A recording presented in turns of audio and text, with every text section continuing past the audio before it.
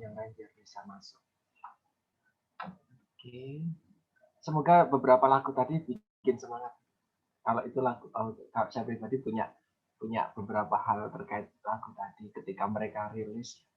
Gina Granis, Chris Patih, terus barusan Brian McKnight. Ya, semoga kalian punya momen yang menyenangkan dengan lagu-lagu tadi. Oke, itu intermezzo. Hari ini kita masuk ke pertemuan ke-9. Pertemuan ke-9 kalau di bagian saya menjadi chapter ke-4, bab kedua tentang gizi sama gangguan di saluran pencernaan. Pertemuan kemarin kita sudah diskusi tentang gizi, makanan, dan saluran pencernaan. Secara normal terjadinya seperti apa alur di dalam tubuh. Nah, ini yang akan kita diskusikan hari ini adalah tentang ketika terjadi mekanisme yang tidak sesuai di dalam saluran pencernaan kita dari mulut sampai ke rektum, apa sih yang akan terjadi, terus dampaknya apa, efeknya apa ke metabolisme zat gizi. Kita akan diskusi di sini. Oke. Konten untuk hari ini adalah pertama tentang gangguan menelan, jadi mulai dari rongga mulut sampai esofagus sebelum masuk ke lambung. Kita akan diskusi beberapa kondisi tertentu yang menyangkut fisiologi yang tidak sesuai. Berikutnya di lambung, berikutnya nanti ada gangguan di usus halus, dan terakhir ada di usus besar. Ini yang pertama adalah akalasia. Teman-teman bisa melihat nih di sini di CT scan ya, rongga esofagus posisinya seperti ini, kondisinya juga seperti ini. Tetapi di hasil CT scan yang kedua ini di sini kita ada kondisi akalasia. Di sini terlihat bahwa di ujung di sini ada sphincter esofagus ya. Sphincter esofagusnya di sini ini tidak relaksasi. Kemarin kita belajar kalau biar makanan bisa masuk dari kita mulut, kita menelan, terus langsung masuk ke lambung itu pintu di sini tuh sphincter esofagusnya itu harus dibuka, harus relaksasi sehingga dia bisa masuk. Makan masuk. Karena di sini ada relaksasi sphincter esofagus. Tetapi untuk pada kondisi akalasia ini ya, di sini sphincter esofagusnya itu nggak bisa relaksasi. Dia kontraksi terus, jadi menutup terus. Nah, dampaknya apa? Kita makan, makanannya nggak bisa turun ke lambung. Barusan yang bocor suaranya bisa dimatikan sebenarnya. Nah, karena nggak bisa masuk ke lambung, maka makanan jadi tertahan di esofagus. Nah, ini gangguan menelan. Nah, kok bisa ada sphincter esofagus di sini kok bisa tidak bisa relaksasi atau malah kontraksi terus? Kenapa? Ada banyak hal. Nah, biasanya itu terkait dengan faktor autoimun. Jadi memang ada kondisi-kondisi yang menyangkut dengan pengaturan di tubuh yang memang rusak dengan secara otomatis rusak. Nah, ketika diuji lebih lanjut ternyata ada syaraf gitu ya, ada syaraf yang mengatur relaksasi dan kontraksi dari sphincter esofagus. Kapan sih sphincter esofagus buka, kapan sphincter esofagus nutup, itu ada syarafnya. Nama syarafnya adalah plexus mesentericus atau mesenteric plexus. Plexus mesentericus, itu bahasa Indonesia, plexus mesentericus. Plexus mesentericus inilah yang menyebabkan kontraksi atau relaksasi dari sphincter esofagus. Itu yang menyebabkan misalnya saya barusan makan, baru selesai makan. Terus saya harus ngomong. Yang menyebabkan makanan saya nggak keluar, nyembur. Nggak muntah. Nggak, kalau anak kecil ada gumoh gitu ya, ada gumoh. Sphincter esofagus inilah yang bertugas untuk menahan makanan yang sudah masuk lambung tidak untuk keluar lagi. Nah, itu maka ada kalanya memang harus buka, harus tutup. Nah, ini ada kondisi tertentu yang menyebabkan plexus myentericus ini tidak berfungsi syarafnya. Nah, akhirnya lutut. Dampaknya apa? Kita bisa cek di gambar nanti kedua. Nah, ini adalah penjelasan berikutnya tadi sudah sempat saya sampaikan. Esofagus bagian bawah kontraksi, tapi myentericusnya kehilangan transmisi sinyal. Ini saya kasih asterik, seharusnya bikin relaksasi. Jadi modelnya kayak kemarin ya, gerak peristaltik ya. Ada relaksasi, ada kontraksi sehingga makanan bisa masuk. Tidak seperti bola bergulir di dalam pipa, bukan kayak gitu. Tetapi sebagian otot dari esofagus itu kontraksi, sebagian lagi relaksasi, sebagian lagi kontraksi, sebagian lagi relaksasi. Dan itu di luar kendali kita, sehingga apa yang kita telan ya otomatis bisa masuk. Nah, ini tadi otot bagian bawahnya ini kontraksi, harusnya myentericusnya relaksasi sehingga makanannya itu mengalir ke bawah. Nah, tapi ini tidak, sehingga makanannya tertahan di tenggorokan, di esofagus. Dampaknya apa? Ya esofagusnya untuk dalam waktu dekat memang bisa membesar. Tetapi ketika diuji, tujuan esofagus itu bukan untuk penampungan makanan. Sehingga membesarnya ya karena memang dia punya kemampuan untuk membesar makanan, kita bisa menelan makanan yang kadang tidak sempat kita gigit gitu ya, kita ketelan. Nah, tetapi ada batasnya. Dia sampai 1 liter makanan ketika diuji. Nah, ketika itu berlangsung terus-menerus dan tidak ditangani dengan baik, ya kondisi akalasia itu tadi, maka makanan yang tadi sudah kita cerna itu kan ketemu sama enzim gitu ya. Di rongga mulut juga banyak bakteri, tidak selalu bersih gitu ya. Maka dalam beberapa jam makanan itu cepat membusuk. Kalian menaruh makanan di dalam bungkusan saja bisa dia busuk, apalagi dia tertahan di esofagus. Nah, pembusukan makanan ini di esofagus ini menyebabkan dia terinfeksi esofagusnya. Nah, infeksi ini akan menyebabkan ulcer. Ulcer itu mirip seperti luka apa itu namanya? Sariawan.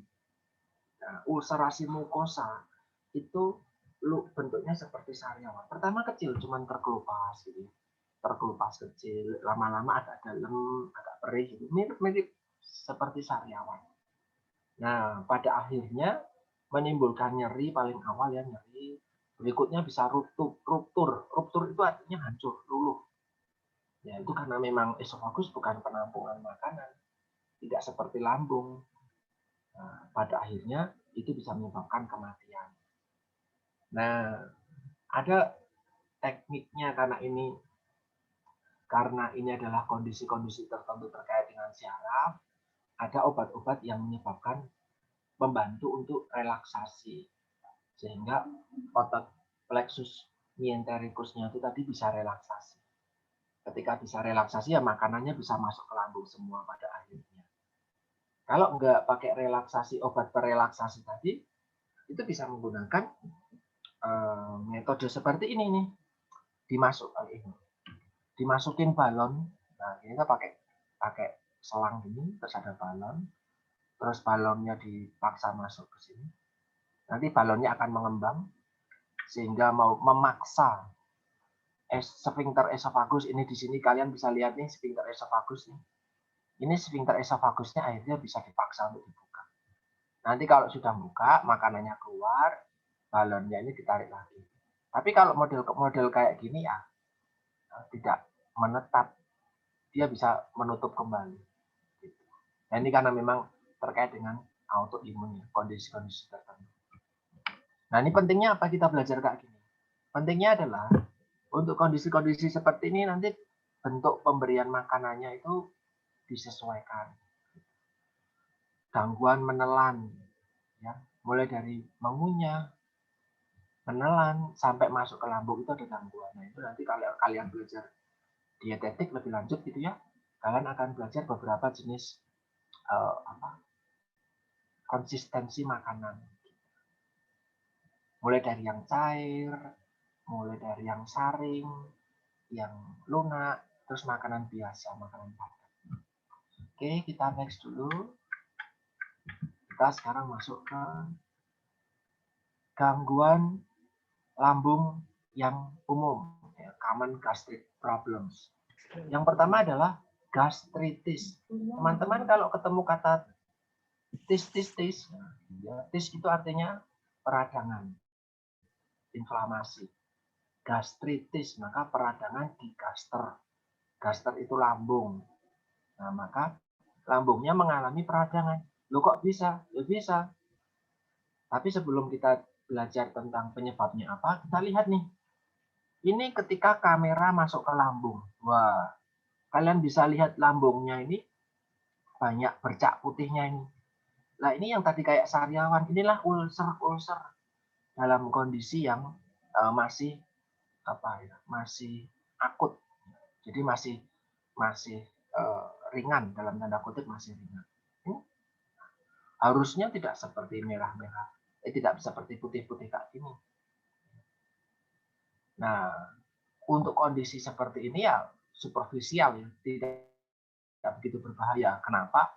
Karena struktur lambung itu sangat super duper tebal.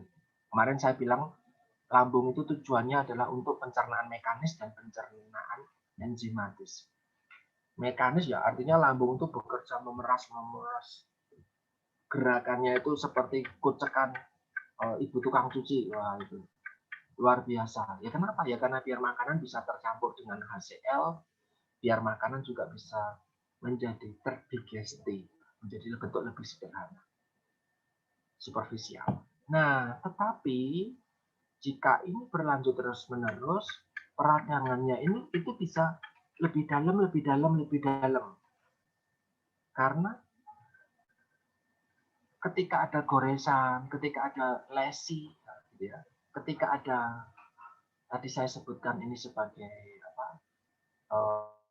ulcer, gitu ya, HCl-nya kan tetap ada. HCl itu bersifat korosif, sehingga luka sedikit itu akan tercerna oleh HCl kita. Dalam tanda kutip tercerna oleh HCl. Maka kadang kita sering melihat orang mah gitu ya, aduh perutnya kayak melilit sakit, tapi setelah dikasih makan sembuh, oh ternyata lapar. Oh kayak gitu lagi, oh dikasih makan, oh enggak sakit, oh nah jadi benar-benar gastritis. Nah ini kalau terus-menerus ulcernya tadi gitu ya, itu akan semakin dalam dan semakin lebar karena HCl-nya kan diproduksi terus. Nah ini akan menyebabkan disebut dengan atrofi. Atrofi itu apa? Atrofi itu adalah atrofi itu pengecilan atau penurunan mulai dari fungsi dan strukturnya, atrofi. Nah, kalau tadi saya sampaikan ulcernya ini bisa diperparah gara-gara ya kita ada HCl itu tadi. Kita nggak mungkin masuk ke lambung terus lambungnya kita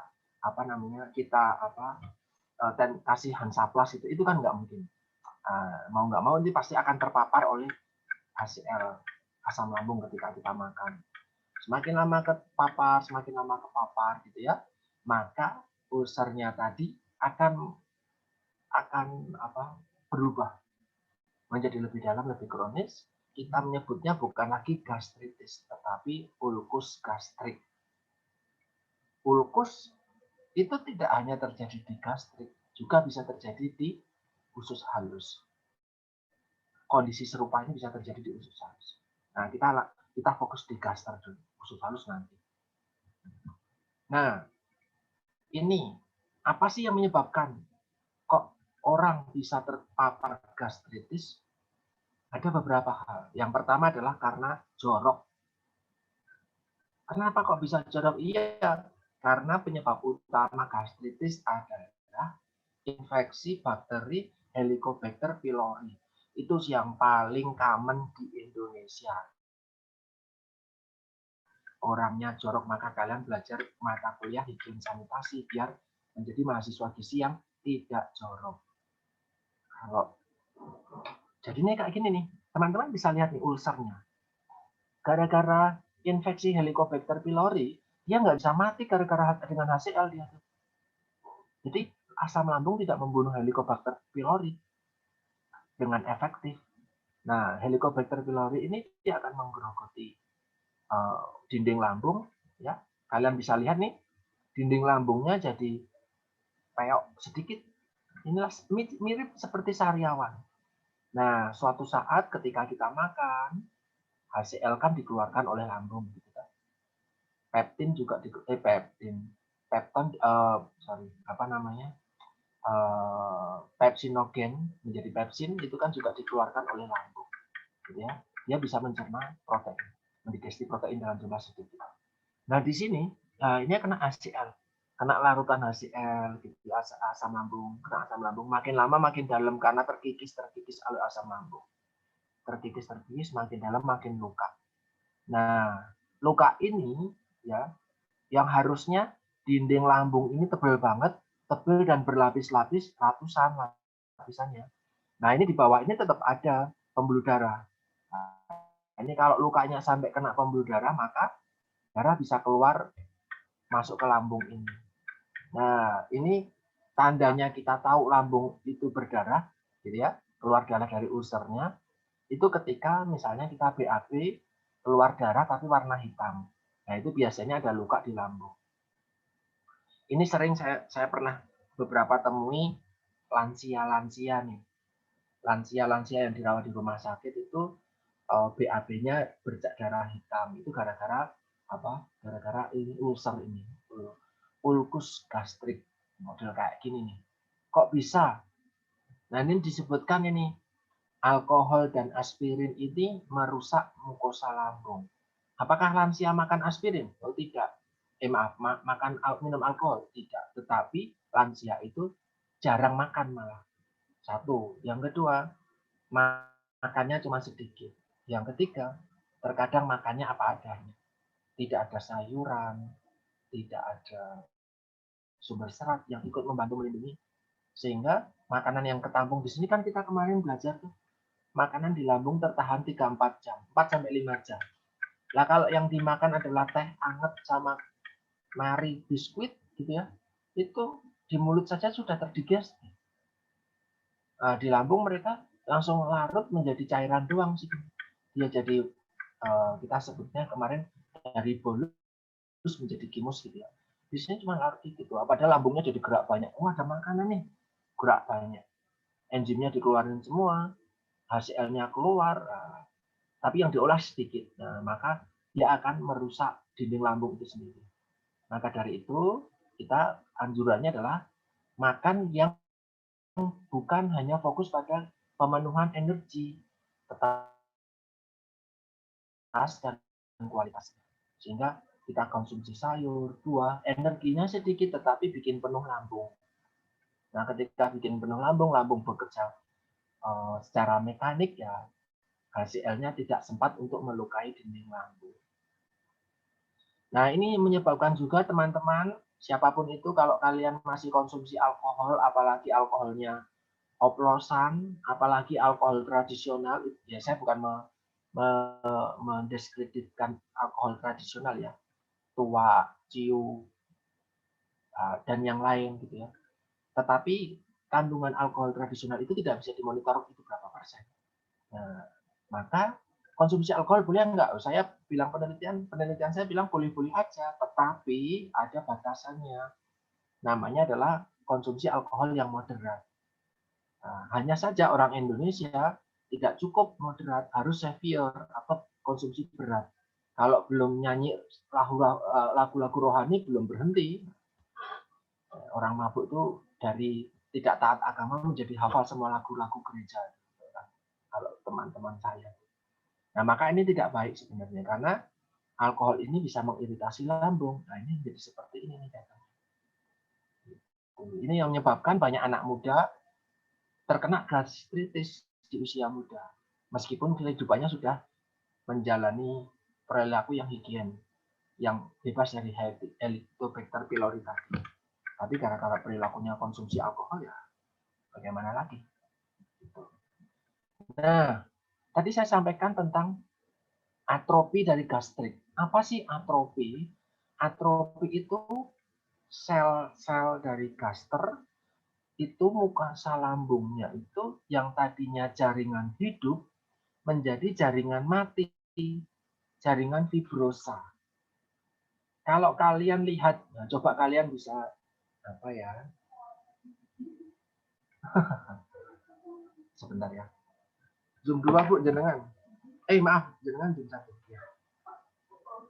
Ini mantesan kok masih sepi zoom 1. Nah, maaf ya. Nah, ini saya lanjutkan lagi. Jaringan fibrosa itu mirip seperti kalau kalian kena luka gitu ya. Luka, terus berdarah gitu toh. Terus sembuh.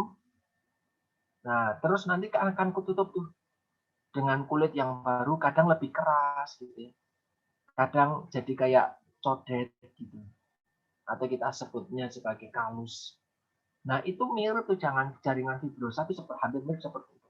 Hanya saja ini terjadi di dalam tubuh. Sehingga dampaknya apa? Dampaknya adalah sel-sel lambung tadi tidak bisa berfungsi dengan normal. Nah, fungsinya apa? Sel lambung itu, plexus mentarikus saya kontraksi sehingga saya barusan hampir gumoh. Makannya terlalu banyak. Nah, sebentar ya saya. Nah, fungsi dari sel lambung utamanya adalah mengeluarkan sekret atau getah lambung. Ingat, getah lambung tidak hanya HCl atau asam lambung, tapi apa? Akeh, banyak. Kita akan belajar satu persatu nanti setelah ini. Nih, kalian bisa lihat nih. Ini adalah lambung manusia yang sudah diambil gitu ya dari orang yang sudah meninggal gitu ya. Nah, ini diambil nih. Kita bisa lihat ini sudah dari jaringan fibrosa. Ya, ini sudah mati jaringannya, ini sudah mati, sudah nggak bisa berfungsi dengan baik. Nah, dampaknya apa? Ini tadi, sekret atau getah lambung itu tidak bisa diproduksi oleh sel-sel yang sudah atrofi. Ya. Nah, getah lambungnya apa saja? Getah lambungnya utamanya memang HCl utamanya. Nah, utamanya HCl sehingga ada produksi HCl yang sedikit. Namanya hipokloridia. Nah, ini saya kasih strip ya kalian tahu. Hipo itu artinya rendah. Kloridia ya HCl tadi. Nah, kalau HCl-nya rendah, pepsin juga tidak bisa diproduksi.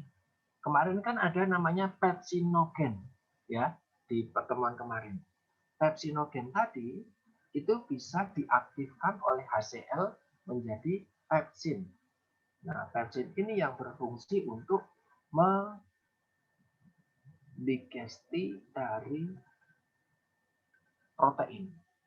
Dan nanti pepsin itu mengarah ke yang lain. Untuk tripsin dan yang lain. Nah, ini kalau nggak bisa, maka pencernaannya jadi terganggu. Digesti jadi terganggu.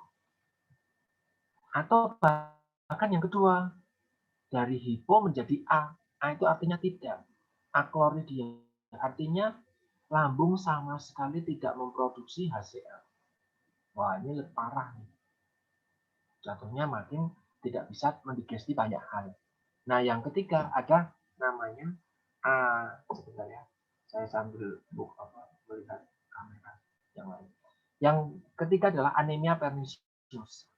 Apa sih anemia perniciosa? Anemia perniciosa adalah anemia yang disebabkan karena defisiensi B12. Nah, kok bisa? B12 itu di metabolisme oleh faktor intrinsik. Faktor intrinsik itu dikeluarkan oleh lambung. Gara-gara faktor intrinsiknya tidak diproduksi atau diproduksinya sedikit, ketika kita makan sumber vitamin B12 dan folat, maka vitamin B12 dan folat itu tadi tidak akan serap dan tidak akan dimetabolisme dengan baik. Dampaknya apa? Ketika B12 dan folat tidak metabolisme dengan baik, tidak diabsorpsi dengan baik, maka maturasi dari sel darah merah itu terganggu. Ini seharusnya sudah sama Pak Rian sudah sempat dipelajari kemarin. Gitu. Nah, maturasi sel darah merah gara-gara faktor intrinsik yang berkurang, inilah yang disebut dengan anemia pernisiosa. Kondisi ini tidak bisa disembuhkan jika kita memberi dia tablet tambah darah. Karena tablet tambah darah itu untuk defisiensi zat besi, anemia defisiensi zat besi. Jadi anemia itu jenisnya banyak, tidak semuanya bisa sembuh, bisa pulih, bisa ditangani dengan pemberian zat besi. Oke, next. Nah, setelah lanjut dari gaster, ada lagi nih kondisi ulkus yang lebih parah lagi. Namanya ulkus peptikum. Kalian bisa lihat di sini, dari putih biasa menjadi agak dalam, menjadi dalam banget dan membusuk. Inilah gara-gara luka sedikit kena HCl dan yang lain, ini jadinya ulkus peptikum. Ulkus peptikum ini tidak hanya terjadi di lambung, tetapi juga ada di daerah usus halus. Kenapa bisa terjadi ulkus peptikum seperti ini? Ya, terjadinya karena ini tadi harusnya ketika makanan masuk ke lambung, makanan jadi asam, gitu ya. Makanan jadi asam. Ketika makanan dari lambung atau dalam bentuk kimus itu sudah selesai di metabolisme, maka makanan akan masuk ke duodenum. Ketika makanan masuk ke duodenum,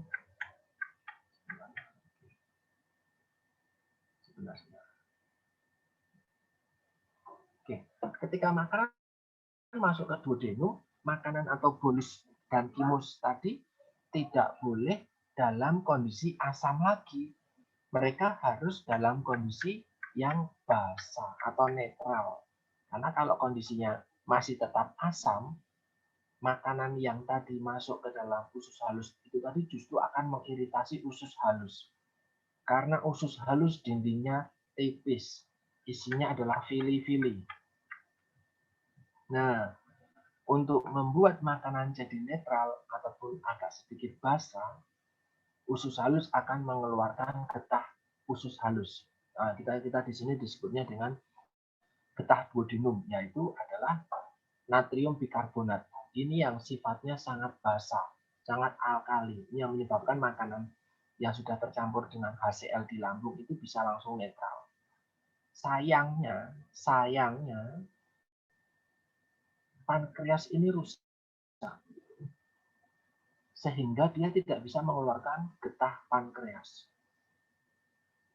Tidak bisa memproduksi natrium bikarbonat. Sehingga makanan yang masuk itu tidak bisa dinetralkan. Dia tetap dalam kondisi asam. Itu yang menyebabkan luka. Itu satu. Ini. Yang kedua adalah mukosa di gaster dan di duodenum, ya, mukosanya yang harusnya ada lebih tebal, yang harusnya ada perlindungannya dari sifat asaman, keasaman kimus tadi, itu harusnya tebal, tetapi barrier mukosanya itu tadi, mantel pelindungnya dari mukosa itu tidak tebal. Bisa jadi sudah lesi, bisa jadi ada luka, bisa jadi atrofi tadi, ya, sehingga barrier mukosa tidak bisa melindungi dinding bagian dalam. Jadinya kayak gini, ulkus kayak gini. Ini yang kemungkinan besar menyebabkan nenek saya meninggal. Ya, karena katanya, ya karena saya lagi di Jogja saat itu, katanya nenek saya BAB darah, sakit perut, tetapi sepertinya dokternya tidak tahu atau penanganannya tidak optimal ketika di rumah gitu. Jadinya beliau meninggal. Ini kemungkinan besar saya menduganya karena ulkus peptikum. Nah, inilah tadi yang disebut dengan ulcus pepticum. Terjadinya kenapa sih? Mukosa yang buruk masih dengan itu masih. Nah, ini seperti ini tadi saya berikan gambar teman-teman, ada ulkus seperti ini gitu ya, ada ulkus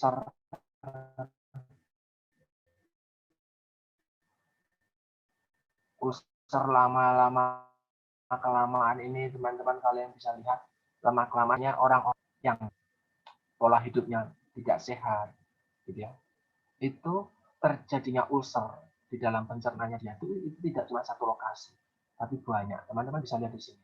Di sini di bagian fundus ada, di bagian tengah di sini ada, di bagian dekat dengan sphincter pylorus ini di sini juga ada, di sini masuk ke duodenum ya, 12 jari ya. Ini sphincter pylorusnya. Di sini juga ada ulkus. Nah, inilah yang menyebabkan metabolisme juga terganggu terus. Dari mana-mana ada penyakitnya. Nah, ini adalah yang menyebabkan. Ini sampai hari ini ketahuan ada 5. Tetapi ada hal-hal yang mencetus atau disebut dengan predisposisi. Bukan menyebabkan, tetapi mencetus, memperparah. Nah, yang pertama adalah merokok tanpa disadari ya. Merokok itu efeknya walaupun diisep-isep, tetapi ternyata refleks responnya bisa sampai ke kondisi seperti ini. So, saya mengingatkan teman-teman cewek ataupun cowok di prodi gizi ini, sudahlah tinggalkan rokokmu, kurangi asupan rokokmu, terus tinggalkan, kembalilah ke jalan yang sehat. Nah, kalau ada keluarga yang masih merokok, coba dibilangi pelan-pelan untuk dikurangi sampai mereka bisa sampai mereka bisa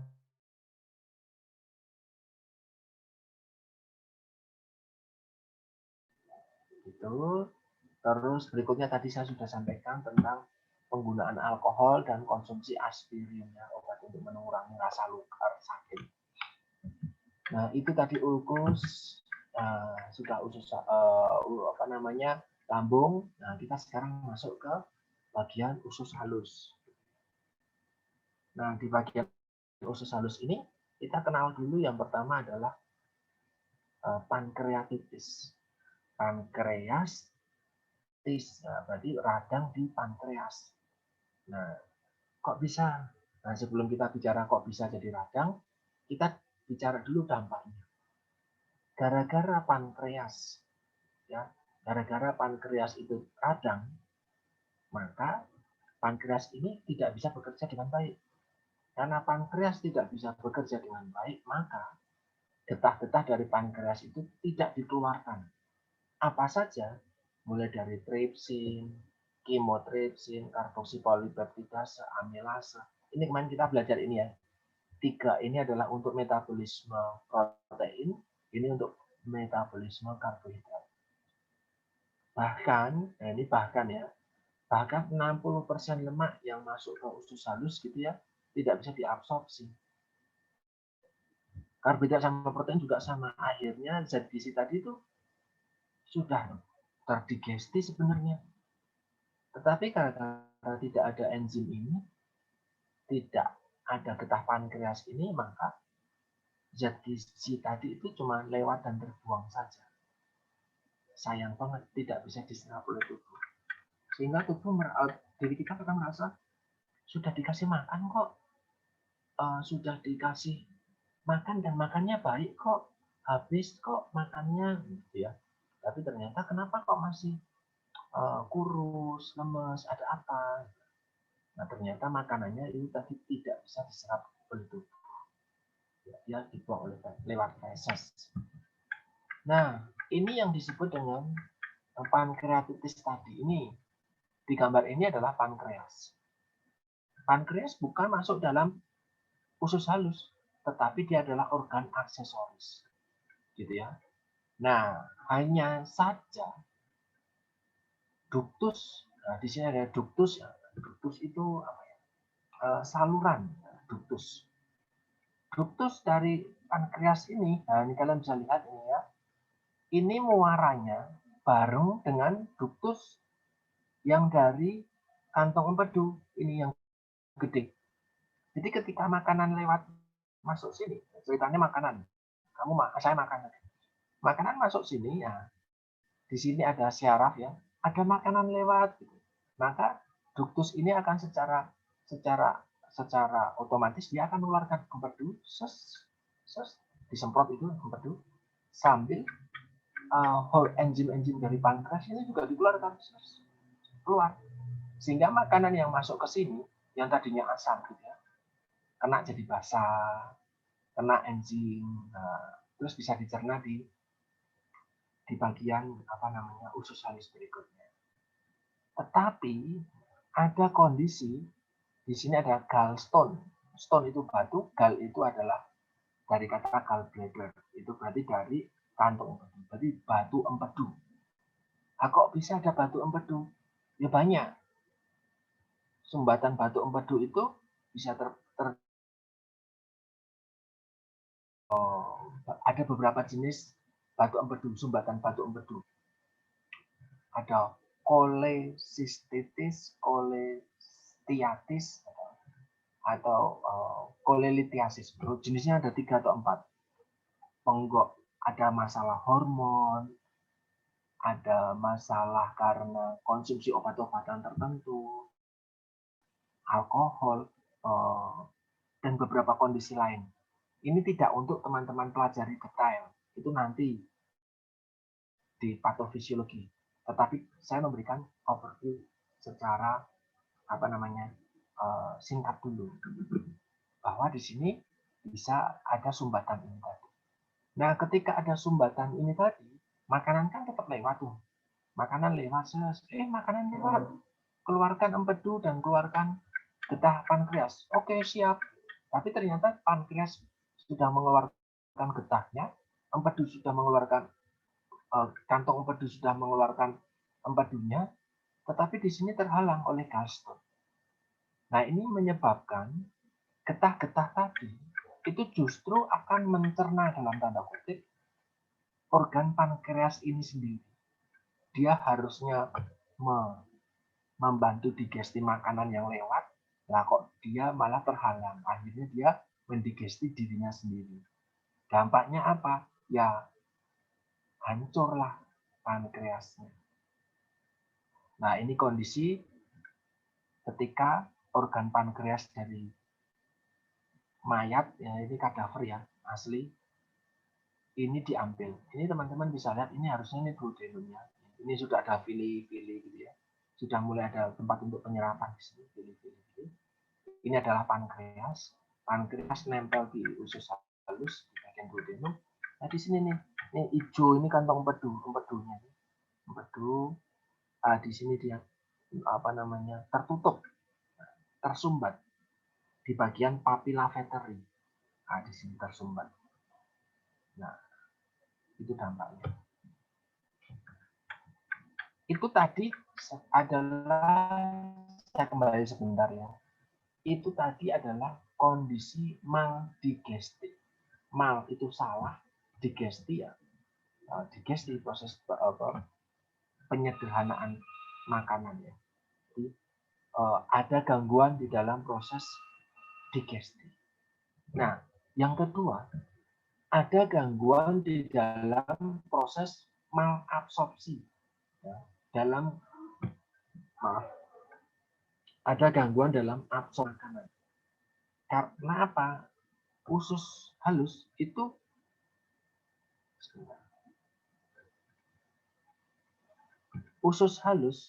fungsinya sebagai digesti, sebagai absorpsi juga. Nah, jadi kita sudah belajar sebagai digesti. Nah, sekarang yang absorpsi. Ini kita lihat teman-teman, usus halus yang normal. Ya.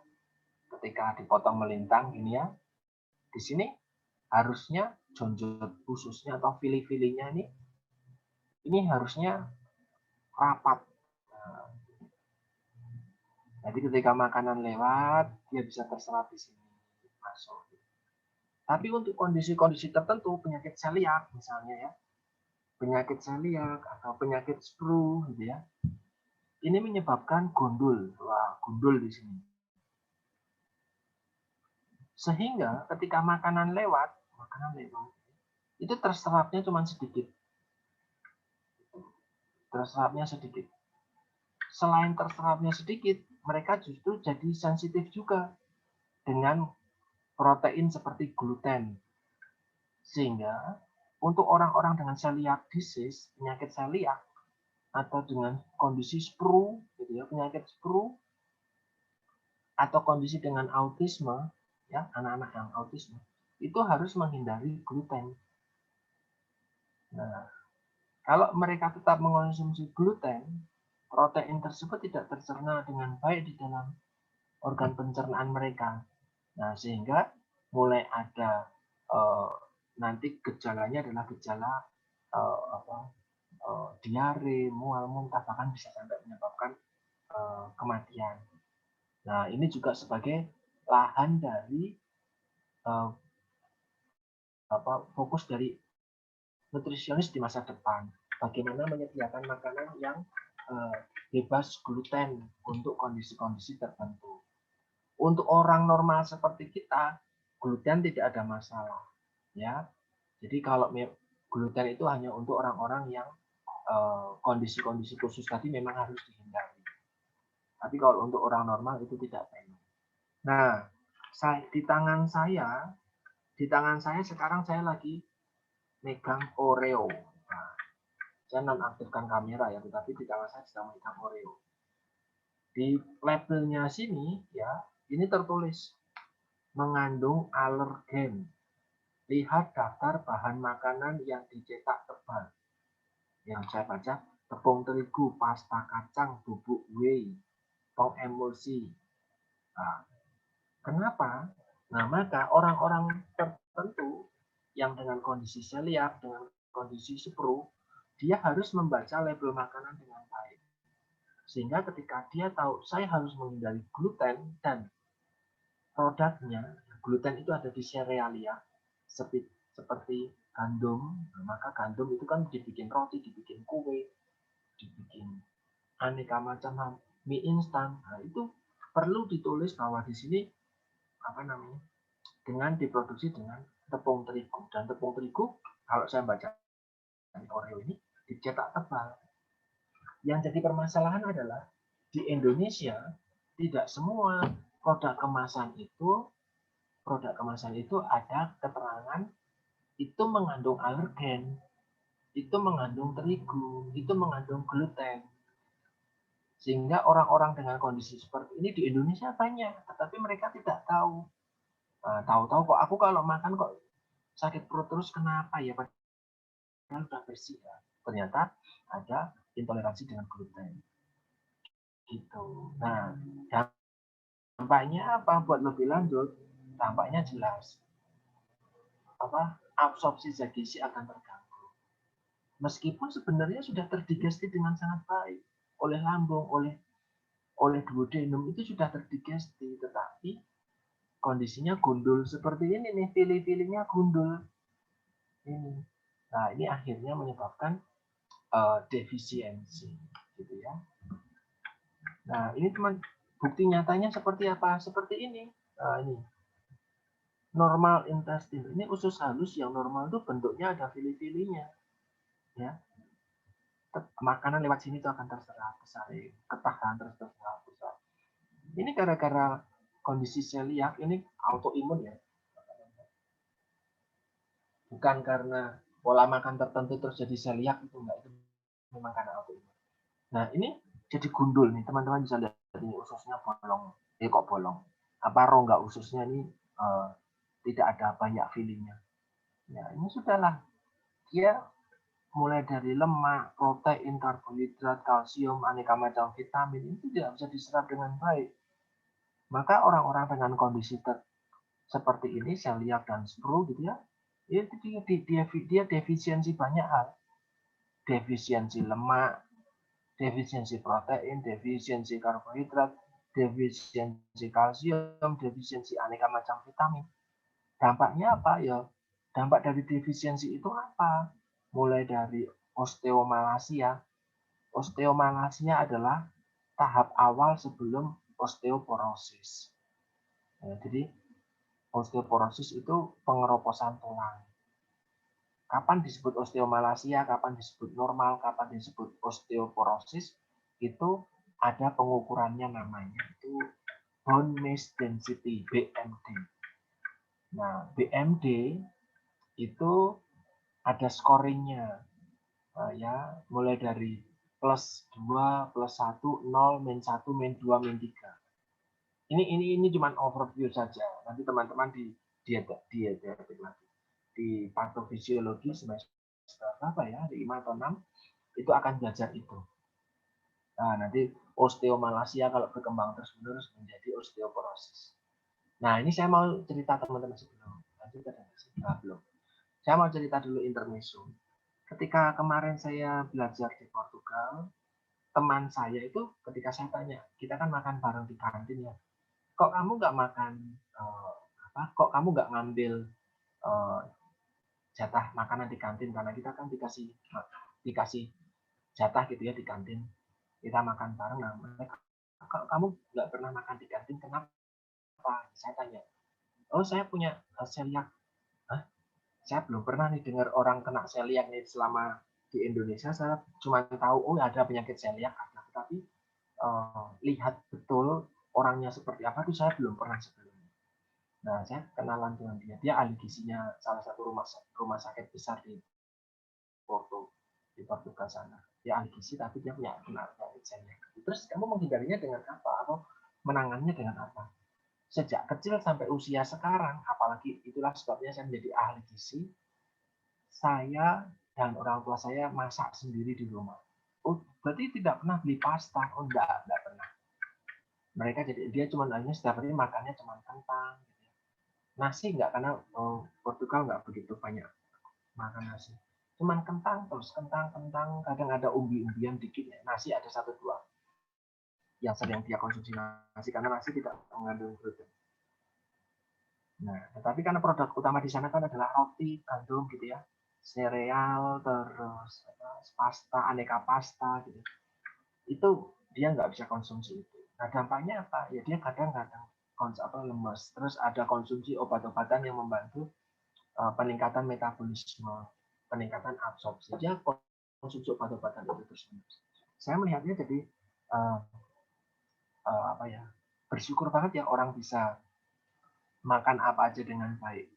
Nah, tetapi saya terus ngomong, saya juga intoleran laktosa. Kamu bisa minum susu, saya minum susu sedikit langsung diare. Maka akhirnya bisa dianggap kondisinya ya bisa merasakan kondisi yang teman saya ini rasakan, ada empatinya, karena memang teman-teman yang lain bisa makan dengan bebas aneka macam makanan hal, dia harus memilih-milih menghindari gluten karena tubuhnya dia sama sekali tidak toleran dengan gluten. Ada gluten sedikit saja, itu bisa menyebabkan dia kolaps. Dia pernah tidak sengaja makan yang ternyata diolah dengan gluten, atau alat masaknya itu juga digunakan untuk mengolah makanan dengan gluten. Mulai dari loyangnya, baskomnya itu ada, atau produksinya itu diolah dengan penggunaan yang sama untuk penggunaan tepung terigu. Itu kalau kalian baca di label itu ada khususnya untuk produk-produk impor gitu ya, biskuit-biskuit yang dari luar negeri, itu pasti ada tulisannya tuh di labelnya. Produk ini diproduksi dengan alat-alat yang digunakan untuk memproduksi tepung, telur, kacang dan yang lain.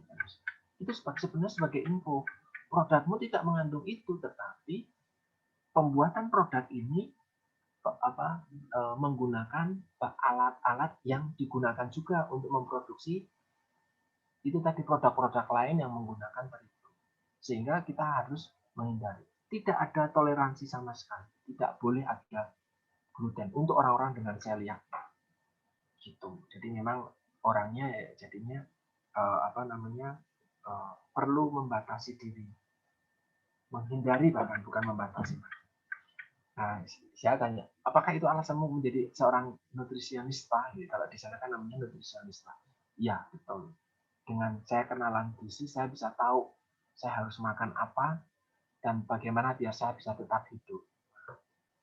Itu cerita inspirasi pagi ini. Datang dari teman saya. Oke, terus lah ini tadi. Ini saya kemarin sudah sempat saya sampaikan. Ketika ada malabsorpsi dari lemak. Misalnya tadi duktus yang ada di pankreas itu kan tertutup oleh batu empedu misalnya, sehingga empedunya tidak bisa keluar. Ketika empedu tidak bisa keluar, maka proses emulsifikasi asam lemak ya, yang ada di dalam kimus tadi itu tidak tercapai. Dampaknya apa? Sebanyak ini dampaknya. Untuk malabsorpsi lemak saja, jelas akan kekurangan energi karena lemaknya tidak akan didigesti oleh lipase. Lah kok bisa? Iya, lipase itu lipase itu enzim. Enzim itu protein base. Dasarnya adalah protein. Enzim itu sifatnya larut air. Lemak tidak larut air. Maka mau tidak mau lemak itu harus diemulsifikasi dulu dengan asam empedu. Tapi asam empedunya nggak keluar, maka emulsifikasinya gagal. Maka asam lemak itu tidak bisa didigesti, tidak bisa dimetabolisme lebih lanjut dengan lipase dan yang akhirnya ini tadi kekurangan energi, akhirnya berat badan turun dan malnutrisi. Asam lemak esensial juga tidak bisa didapatkan karena dia langsung bablas keluar lewat feses. Akhirnya juga defisiensi. Vitamin larut lemak A, D, E, dan K dia juga tidak bisa masuk ke dalam tubuh karena untuk masuk ke dalam tubuh vitamin tersebut harus gandengan sama asam lemak bareng sama misel. Nah, dia nggak bisa nih, jadi bablas, akhirnya defisiensi. Nah, ketika defisiensi tadi ketemu dengan defisiensi kalsium, dia jadi bone loss, sehingga nanti osteomalacia, sehingga nanti osteoporosis. Nah, saya lanjut lagi dengan cerita tadi teman saya. Waktu itu terus saya tahu tuh, oh kamu ada celiac disease gitu ya. Nah, berarti metabolismemu juga harus kamu kontrol ya. Iya betul. Nah, terus siang hari itu setelah makan kami ada praktikum namanya body apa waktu itu kalau di Stikes ini namanya mata kuliahnya adalah PSG, penilaian status gizi. Jadi waktu itu labnya kami di sana itu punya alat untuk mengukur massa tulang BMD.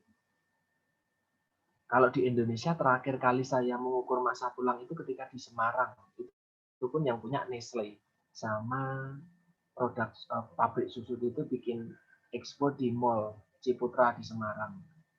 Kampus-kampus itu jarang sekali yang punya alat untuk ngecek kepadatan massa tulang ini karena memang mahal banget. Nah, saya merasa beruntung punya kesempatan untuk praktek dengan alat tersebut di Portugal waktu itu.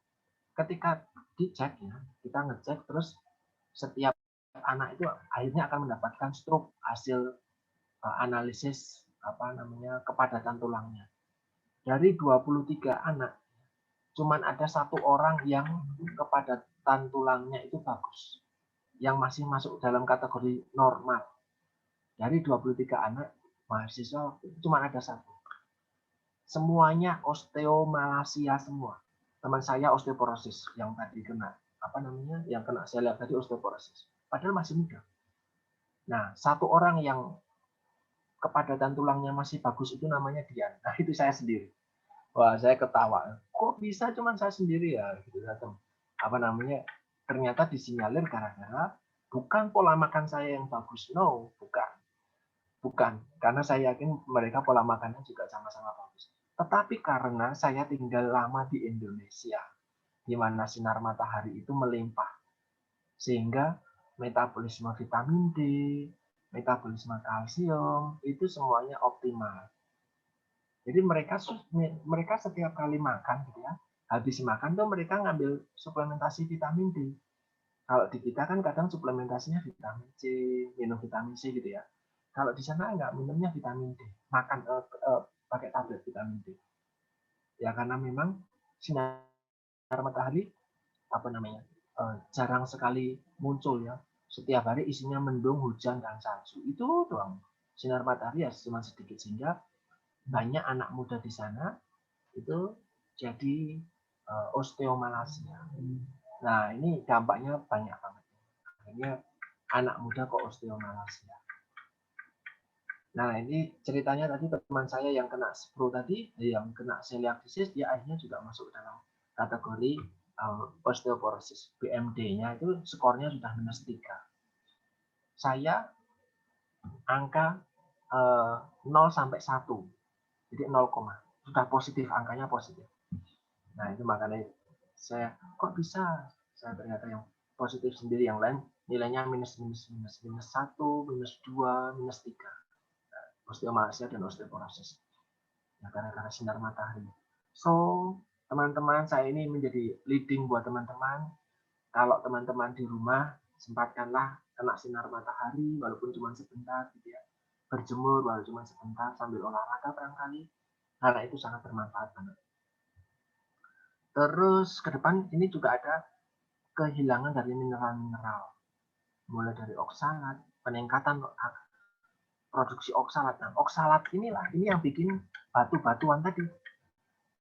Nah, ini batu oksalat. Batu, empedu, batu ginjal,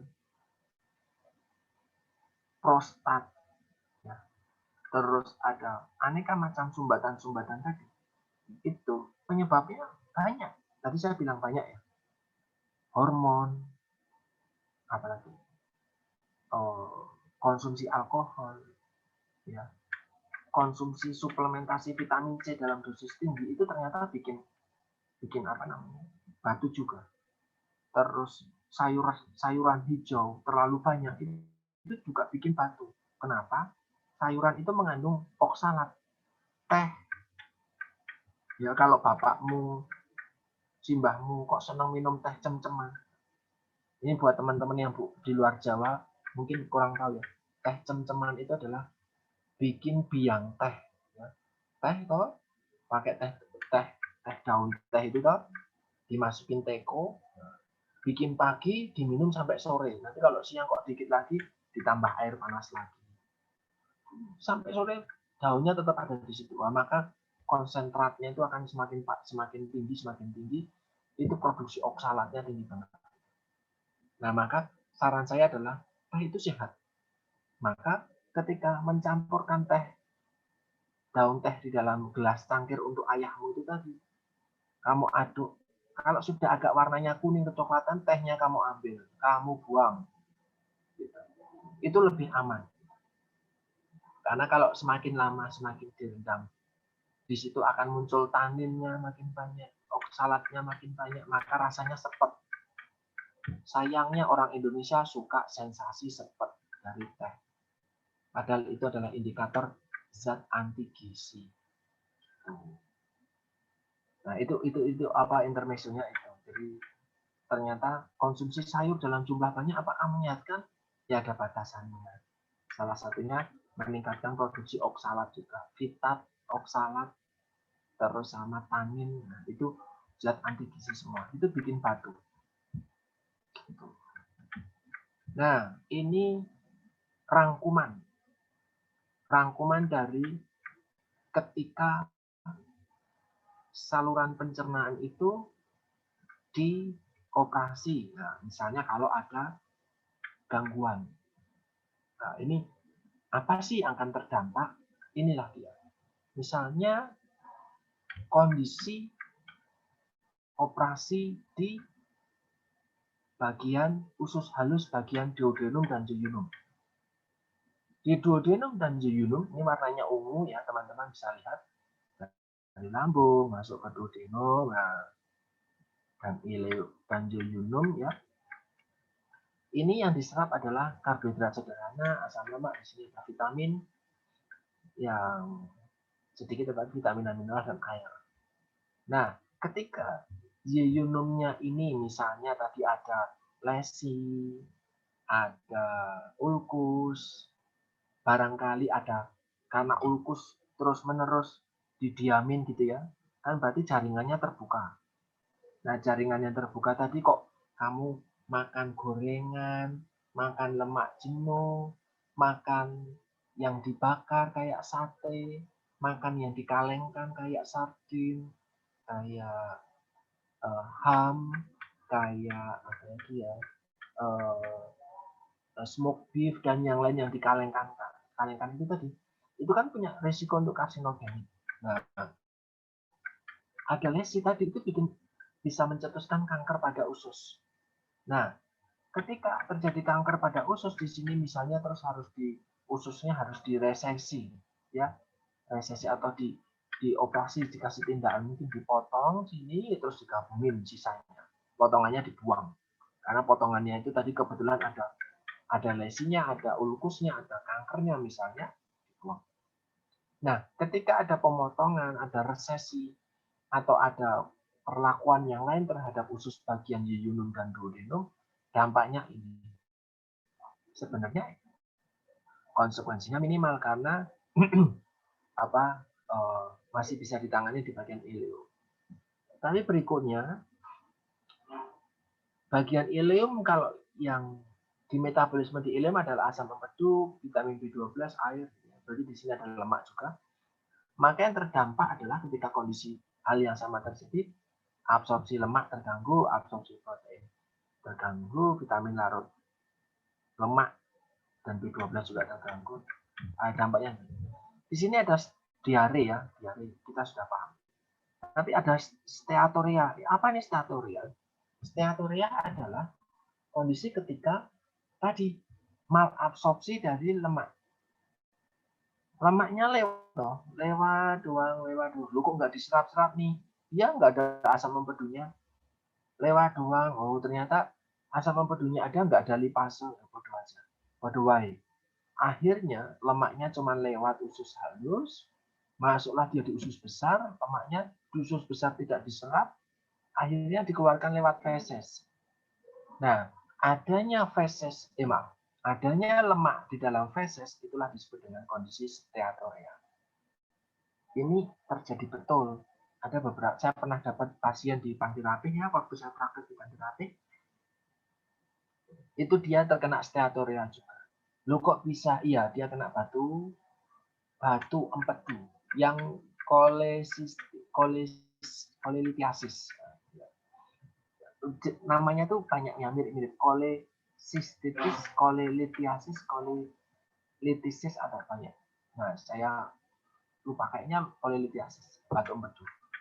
Kenapa dia bisa batu empedu? Dia adalah salah satu pekerjaannya adalah dia polisi. Saya cerita ini di berbagai macam mata kuliah, dari berbagai macam angkatan, di berbagai teman-teman, sehingga mungkin kalian sudah dengar atau kalian sudah tahu, ya saya ulangi lagi karena saya betul-betul menangani pasien ini. Dia masih muda, dia masih sekitar 26 tahun gitu ya, polisi muda, dia nyambi kuliah gitu ya, artinya bukan polisi sembarangan gitu. Tetapi dia punya perilaku yang kurang begitu sehat. Dia konsumsi miras. Ternyata konsumsi mirasnya itu nggak cuma 1-2.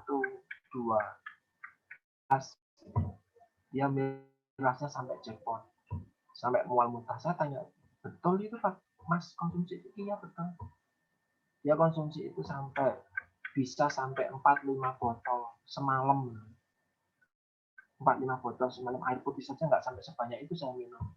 Dia minum miras sebanyak itu sampai dia mual muntah. Dan dia konsumsi itu nggak cuma 1 hari 2 hari. Dia sudah bertahun-tahun konsumsi hal itu setiap hari Minggu, setiap tengah pekan. Dia konsumsi juga narkoba tanpa orang lain tahu, tapi dia bisa jujur sama saya. Dengan catatan saya harus menjaga kerahasiaan namanya dia. Dia konsumsi narkoba juga. sudah 10 tahun dia konsumsi itu. Dia merokok juga.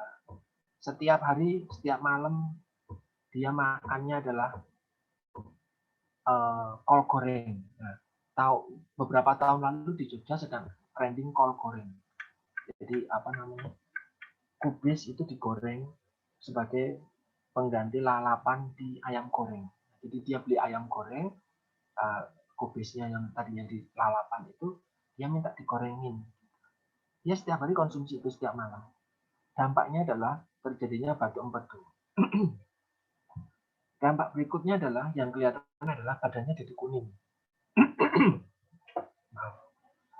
Badannya jadi kuning karena memang biliverdin itu tidak dikeluarkan dengan baik, tidak dimetabolisme dengan baik. Badannya jadi kuning, matanya jadi kuning, perutnya jadi menggelembung. Kenapa? Karena dia tidak bisa BAB. Dia sudah tidak BAB sekitar 2 minggu. Kamu bayangin tuh 2 minggu nggak BAB. Terus apalagi keluhannya tuh? Lemas, mual, muntah, sebah, mata kuning, badannya juga sudah mulai kuning, nggak bisa BAB, nggak bisa kentut. Luar biasa tuh. Ketika dicek ternyata kolesistiasis. Nah, baru setelah itu ditangani dengan cara memang dibedah gitu ya. Diambil batunya. Hari kedua, hari ketiga pasca pembedahan saya masih ketemu sama dia.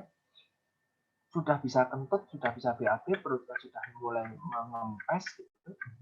Matanya sudah mulai terbebas dari warna kuning. Jadi sudah nggak kuning lagi, masih normal, tetapi memang masih pucat. Nah, tapi dia punya konsekuensi jangka panjang, yaitu adalah dia harus berhati-hati dengan lemak. Ya, karena empedunya sudah terkena gitu ya. Saya tidak tahu apakah dia kantong empedunya diangkat atau dioperasi atau diambil atau tidak, saya tidak tahu. Tapi yang jelas dia harus membatasi. Ketika dia mengonsumsi lemak terus-menerus atau masih mengonsumsi lemak gitu ya, makanan berlemak apalagi lemak jenuh, itu tubuh tidak akan bisa memetabolismenya, sehingga kondisi tersebut bisa dimungkinkan akan muncul kembali suatu saat nanti. Nah, maka dari itu dia mengubah betul dan harus mengubah betul untuk keselamatan jiwanya juga, karena usianya masih sangat muda, 25-26 tahun, maka dia harus melakukan hal itu. Nah, saya berkali-kali ini sejak hari itu saya dapat kasus tersebut sampai sekarang. Kalau ketemu mata kuliah yang kayaknya topiknya mirip-mirip bisa masuk, saya selalu cerita hal ini. Ini biar kalian itu bisa memiliki pola hidup yang baik. Kemarin mungkin nggak baik, ya wis apa-apa. Ya sudah, kemarin jadi pemabuk, mungkin ada yang konsumsi obat-obatan ini, sudah itu terserah kamu. Tetapi saya cerita, ketika itu dilanjutkan terus-menerus, saya punya kasus dan saya pernah menangani kasus yang jatuhnya seperti itu. Itu orang tuanya nggak tahu kalau dia kondisinya seperti itu, kan dia pengalaman seperti itu, karena dia aslinya bukan Jogja, tapi dia berdinas dan kuliah di Jogja. Nah, teman-temannya pun pimpinannya nggak ada yang tahu. Dia cuma bisa cerita sama saya. Sama ahli gizi Pantirapi dia nggak cerita karena malu. Ahli gizinya cewek, masih muda lagi. Nah, jadi dia malu, dia ceritanya sama saya. Gitu. Jadi itu intermezzo saja buat teman-teman yang masih punya kebiasaan kurang baik, atau mungkin kamu punya teman yang atau keluarga yang masih punya kebiasaan kurang baik, cobalah adanya kamu tuh bisa punya manfaat buat mereka. Terus yang berikutnya kita masuk ke usus besar. Ya. Usus besar yang pertama adalah konstipasi, nggak bisa BAB. Kok bisa nggak bisa BAB? Nah iya, usus besarnya itu tidak bergerak, apa tadi, peristaltiknya itu tidak bisa bergerak dengan lancar, sehingga feses itu tidak bisa berjalan dengan baik di sepanjang usus besar. Alhasil feses semakin lama semakin menumpuk gitu ya, dia akan mengeras dan kering. Kenapa kering? Karena saya kembali lagi sebentar. Karena di usus besar, di kolon itu terjadi penyerapan air, ada reabsorpsi air, sehingga makanan yang sudah masuk ke dalam feses, masuk ke dalam kolon ini yang warna biru muda, ini di sepanjang kolon ini akan ada penyerapan air. Kenapa? Karena air masih dibutuhkan oleh tubuh. Kamu bayangkan kalau orang konsumsi airnya sedikit, maka air di dalam feses, air di dalam kolom ini akan terus sedikit, maka orang yang konsumsi airnya sedikit, dia BAB-nya tidak lancar karena fesesnya keras. Nah, di sini jadi feses menumpuk keras dan kering karena memang reabsorpsi cairannya berlebih. Nah, konstipasi ini atau susah BAB, definisi susah BAB adalah kurang dari 3 kali dalam setiap minggu, gitu ya. Jadi kalau teman-teman masih BAB setiap pagi, bersyukurlah kalian karena kalian bukan konstipasi. Asalkan sehari ya tidak berkali-kali, tapi cukup sehari 1 atau 2 kali dan rutin. Ya. Nah, saya tanya nih ketika buat teman-teman yang angkatan sebelumnya ya, adakah yang BAB-nya tidak rutin atau konstipasi? Ini angkatan sebelumnya ada yang sampai seminggu kadang atau 3-4 hari sekali itu ada. Sepertinya kalian juga ada karena kemarin di IBM lanjut itu sempat saya bertanya serupa. Nah ini semoga informasi ini bermanfaat buat kamu. Lebih sering terjadi di perempuan dan orang tua. Kenapa perempuan? Karena perempuan ini permasalahannya jarang aktivitas fisik. Satu. Yang kedua, konsumsi cairannya kurang. Kenapa? Kenapa kurang? Barangkali daripada berkali-kali beser ke belakang, sehingga jangan minum kebanyakan nanti beser atau jadi pipis-pipis terus. Kadang asupan seratnya juga kurang.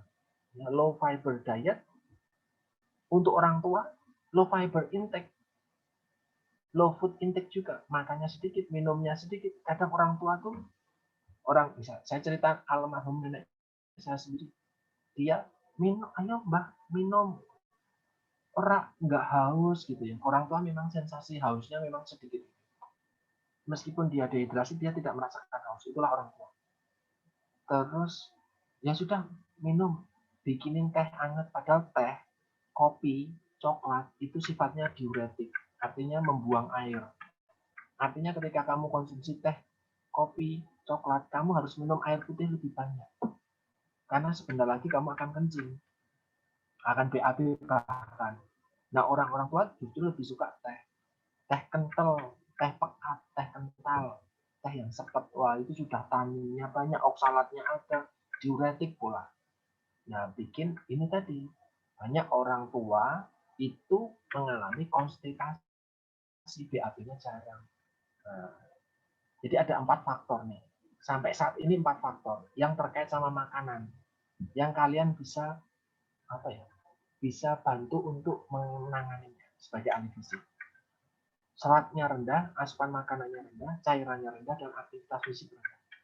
Kalau kalian mager, cuma duduk kuliah, duduk kuliah bikin tugas, makan tidur ngegame, misalnya kayak gitu, itu menyebabkan motilitas usus halus, usus besar, ya, motilitas atau pergerakan peristaltiknya itu akan lamban juga, pelan juga.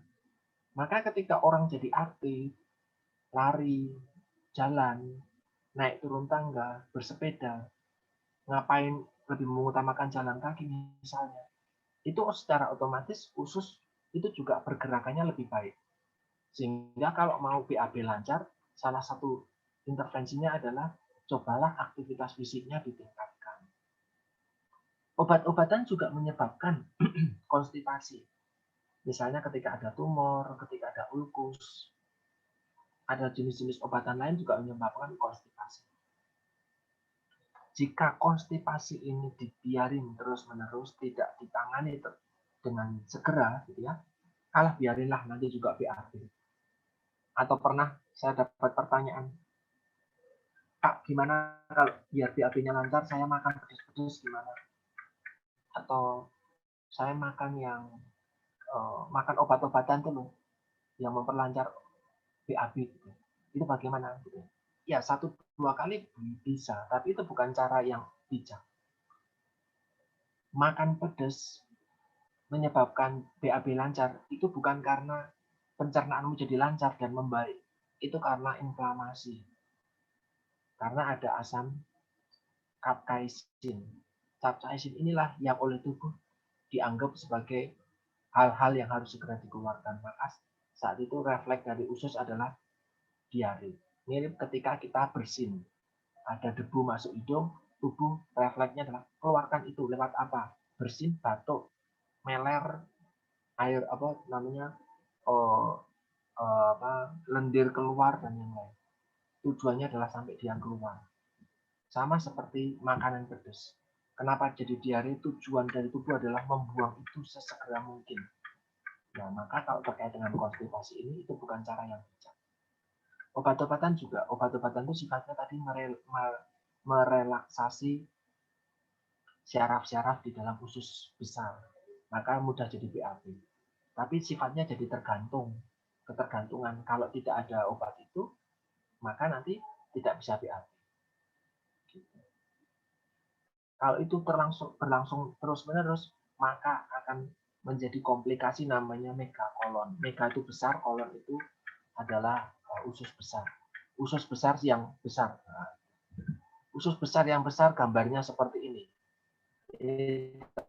Teman-teman mohon tidak jijik karena teman-teman sekarang kita lagi belajar tentang fisiologi. Inilah usus besar yang dipotong. Gedenya sama seperti seorang dokter ini. Luar biasa gede. Ini usus manusia, teman-teman. Ini bukan usus hewan, ini usus manusia. Kenapa? Kok bisa? Nah, ini sama aja. Lagi-lagi plexus mesentericus nih. Sama kayak tadi akalasia. Hanya saja ini di kolon sigmoid. Ya. Di kolon sigmoid ini tadi ini orang normal. Ya. Di kolon sigmoid tadi, ya di sini itu ada sphincternya juga. Sphincter ini tidak bekerja dengan baik. Sehingga refleks untuk defekasi atau BAB atau kebelet ya, kepingin pup dan motilitas peristaltiknya itu nggak kuat sehingga fesesnya tertahan di sini makin lama makin membusuk. Wah, nggak dikeluarin. Kan pintu keluarnya cuma satu di sini doang nih. Nah, ini nggak bisa dikeluarin. Nah, ini jadinya megakolon seperti ini. Saya belum pernah dapat kasus seperti ini, tetapi semoga tidak. Karena memang ini sangat menyiksa perutnya, kamu bisa bayangkan seberapa besar perutnya yang mengembang. Itu dia konstipasi. Terus bagaimana caranya memperbaiki kondisi tersebut dari sudut pandang ahli gizi. Maka pemberian serat secara gradual, tidak langsung tinggi. Secara gradual 20 sampai 25 gram per hari. Itu berarti ada di dalam bentuk makanan. Dari apa? Dari buah-buahan. Ini weight brain ini apa ya? Bekatul. Bekatul. Saya kemarin main ke Superindo di Jogja. Saya beli apa ya waktu itu tuh? Saya kemarin itu beli biji almond gitu ya. Nah, di sampingnya biji almond ada bekatul instan. Zaman dulu ketika orang tua saya masih muda, nenek saya gitu, mereka mengonsumsi nasi yang masih ada bekatulnya. Kulit ari dari beras itu tadi. Bukan kulit beras, kalau kulit beras mah sekam. Ini kulit bagian dalamnya. Kenapa? Karena dari zaman dulu beras itu masih ditumbuk, masih pakai alu itu yang bentuknya kayak perahu, lumpang alu. Sehingga berasnya itu tidak terlepas seluruhnya seperti beras sekarang. Beras sekarang itu kan putih bersih, berseri, aromanya memikat. Nah, juga ya tepung beras brand. Nah, itu kalau dulu tidak, sehingga orang dulu itu relatif terhindar dari penyakit-penyakit relatif seperti ini karena mereka mengonsumsi bekatulnya. Nah, sekarang tidak, karena bekatul ini bikin seret, bikin ya secara estetik nggak cantik lah nasinya itu tadi. Nah, bikin seret juga. Nah, padahal itu punya manfaat kesehatan. Nah, sekarang itu dikonsumsi sebagai bekatul instan. Ya sebenarnya bekatul juga, tetapi tinggal diseduh air panas, diminum gitu. Atau lewat pakai suplemen, tetapi konsumsi suplemen ini coba kalian buka lagi materi dari ilmu bahan makanan lanjut kemarin tentang fiber supplement. Selain fiber intake, konsumsi air. Nah, coba teman-teman hitung berat badan kalian berapa. Gitu ya. Di sini memang tertulisnya 1,5 sampai 2 liter per hari. Tetapi buat kita sebagai ahli gizi, kita punya hitung-hitungan tuh. Paling tidak 30 sampai 35 lah mililiter setiap berat badan. Saya laki-laki, maka saya pakainya 35. Kalau perempuan pakainya 30. Yuk coba saya misalnya hitung, berat badan saya adalah 71.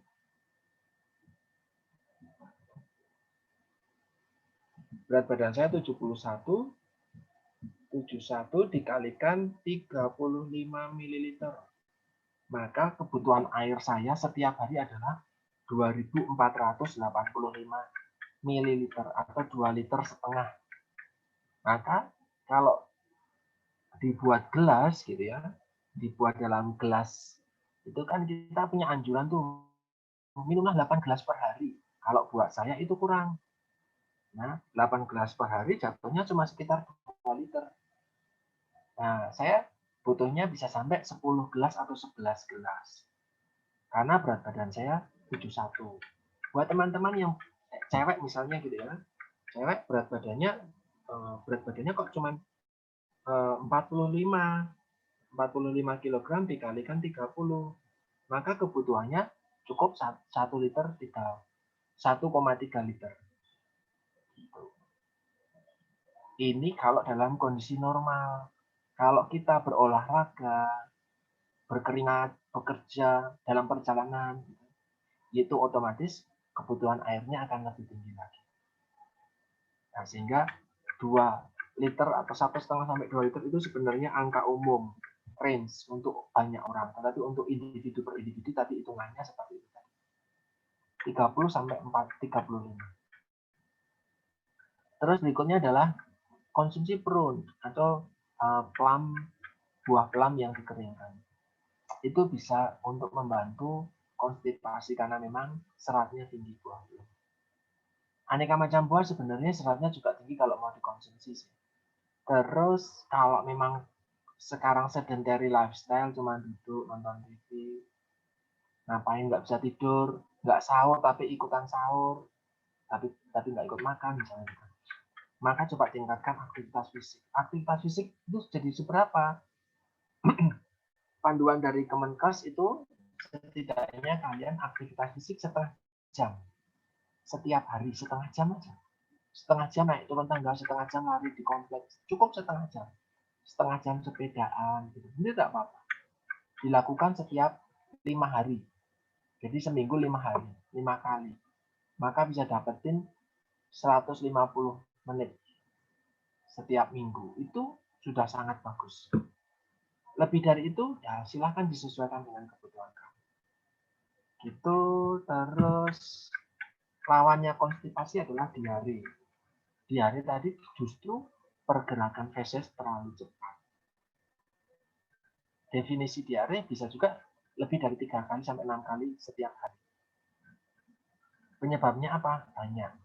Mulai dari ulcer colitis, mulai dari psikologikal, misalnya disuruh maju, nanti ada presentasi, nanti ada ujian, nanti ada tugas, nanti harus tugas di gereja, nanti tugas bikin ini, bikin itu, deg-degan jadi diare. Nah, itu ada psikologis. Tetapi yang paling sering adalah yang infeksi. Karena makannya kotor. Ya, enteritis. Enteritis artinya tis di enteritis. Nah, peradangan di saluran cerna. Biasanya disebabkan karena bakteri kolera. Ada lagi E. coli, ada lagi Salmonella typhi yang akhirnya menjadi Salmonella typhi itu penyebab tipes. Jadi orang tuh tipes bukan karena kebanyakan makan mie instan, bukan. Tipes itu karena jorok. Tidak ada mie instan bikin tipes. Tipes itu karena jorok. Karena ada bakterinya Salmonella paratyphi sama Salmonella typhi. Nah, ini tadi tujuan utamanya kok bisa diare, tubuh tahu kalau itu tuh ada patogen, ada bakteri patogen ini harusnya nggak di sini. Mari kita buang. jadinya diare. Nah, permasalahannya adalah diare itu menyebabkan defisiensi besar-besaran. Kenapa? Karena tadi makanan belum sempat terserap, masih dipilih-pilih itu tadi, belum sempat terserap pilih, sudah harus dibuang lewat feses. Jadi defisiensi. Yang kedua adalah diare itu juga menyebabkan defisiensi air alias dehidrasi. Nah, untuk bayi diare di Indonesia itu masih menjadi penyebab kematian utama selain infeksi pernafasan pada bayi. Jadi kematian bayi di Indonesia itu penyebabnya ada dua. Yang paling utama, ISPA sama diare. Nah, kalau kita diare mungkin masih bisa karena masih bisa makan, tapi buat bayi kalau sudah terkena diare, repot. Gitu. Sehingga ini memang perlu teman-teman juga pelajari. Diare ini tadi kalau dalam waktu yang singkat ya menyebabkan dehidrasi dan ketidakseimbangan elektrolit, semuanya dikeluarkan.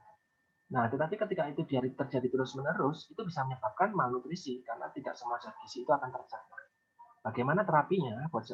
Dari sudut pandang ahli gizi adalah justru mengurangi serat.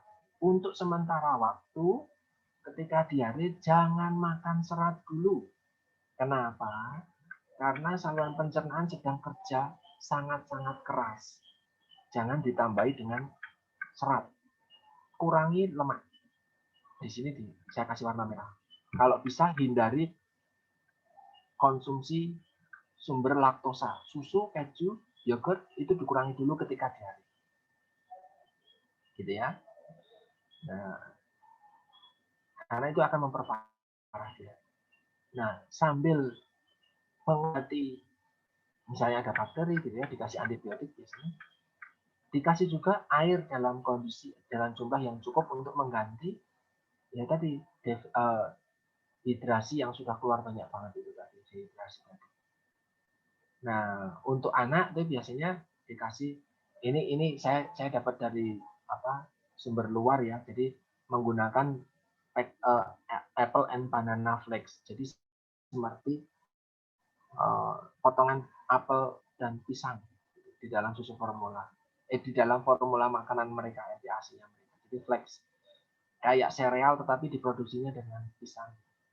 Kalau teman-teman mau melihat seperti apa, kalian bisa mampir ke supermarket gitu ya, beli yang namanya muesli, MUESLIE, muesli. Muesli itu didatangkan dari Belgia. 1 kilonya 86.000. Kontennya adalah pecahan pisang, pecahan coklat, pecahan gandum, barley, pecahan kismis gitu ya, beberapa buah kering. Nah, itu jadi satu. Bentuknya itu seperti granula, kalau teman-teman beli granula, tapi ini dalam bentuk kayak beras gitu. Tapi enak kalau mau dimakan. Itu namanya muesli. Itu flex untuk orang-orang dengan diare itu bisa dikonsumsi, untuk orang normal juga bisa. Itu terus ini adalah kenapa sih kita ketika diare itu harus menghindari serat yang tinggi, ini penyebabnya. Terus harus seperti apa pemberiannya, kenapa harus menghindari konsumsi karbohidrat yang indigestible, tidak bisa dipecah dengan baik. Ya ini tadi yang tinggi serat juga ternyata indigestible. Terus yang mengandung alkohol dan fruktosa, gula alkohol dan fruktosa, itu juga menyebabkan diare. Nah, contohnya apa? Nah, mulai dari buah segar kecuali pisang, aneka macam jus kemasan itu dia ditambahkan dengan fruktosa, sirup fruktosa, sehingga perlu dikurangi. Soft drink, cola itu menggunakan gula fruktosa. Terus mulai asparagus, Brussels sprout itu seperti kubis tapi yang gedenya cuma sejempol itu. Namanya Brussels sprout. Itu kubis-kubis itu tapi gedenya cuma sejempol, kecil-kecil. kubis, biji-bijian kering. Nah, ini semua makanan-makanan kaya serat ini semuanya. Ini yang memang harus dihindari ketika diare. Ada lagi susu, produk susu misalnya, apalagi orangnya intoleran seperti saya. Ketika diare jangan nambah-nambahin susu. Terus makanan yang memproduksi gas. Ya, yang memproduksi gas itu bikin perut kita jadi kembung. Itu contohnya seperti makanan-makanan dengan serat itu tadi. Terus kafein itu dikurangi karena dia membuat apa namanya diuretik juga. Ini muntah tadi adalah tujuan juga sama. Sebentar saya kok kering ngomong terus.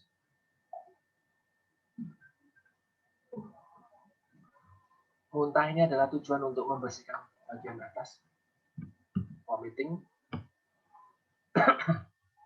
Ada pusat di dalam otak yang mengatur, namanya pusat muntah. Penyebabnya adalah ketika dia terangsang yang menyebabkan muntah. Ini beberapa hal efek ketika kita memuntah, nafasnya dalam, tulang lidah naik dan yang lain. Saya sudah gambarkan seperti apa dan posisinya di mana. Selain vomiting ada nausea atau mual. Nausea atau mual muntah ini disebabkan karena ini kalian bisa baca.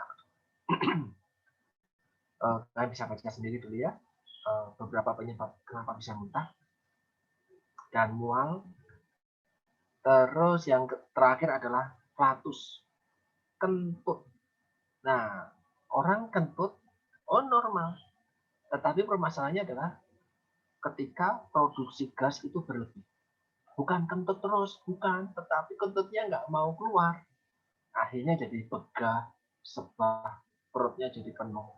Ketika produksi gas atau flatus atau kentut itu terlalu banyak.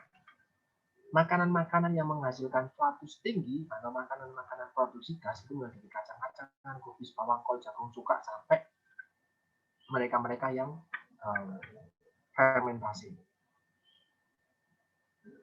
Ini tadi kentut ini, gas ini tidak hanya dari makanannya, tetapi juga hasil dari udara yang tertelan. Kita kadang makan sambil ngomong, ya. Mungkin di jalan sambil ngomong nanti banyak udara masuk tertelan. Nah itu padanya akan dikeluarkan juga lewat kentut itu tadi. Juga bisa dikeluarkan lewat sendawa. Ya. Tetapi paling banyak dikeluarkan lewat kentut itu tadi. Nah ini hal-hal yang teman-teman bisa lakukan untuk menguji diri kalian sendiri. Saya tidak akan membuat post-test, tapi menguji diri kalian sendiri. Kalau kalian sudah bisa menjawab tanpa mencontek, nanti di rumah atau setelah ini menjawab 4 pertanyaan ini tanpa mencontek, saya hakul yakin, sangat yakin kalian bisa lolos UTS UAS-nya nanti untuk materi kuliah. Itu dari saya. Kalian sudah saya posting di e-learning, kalian bisa baca itu tadi. Ada yang ingin ditanyakan? Kita masih punya waktu beberapa menit untuk pertanyaan, monggo. Ada yang mau bertanya? Silakan.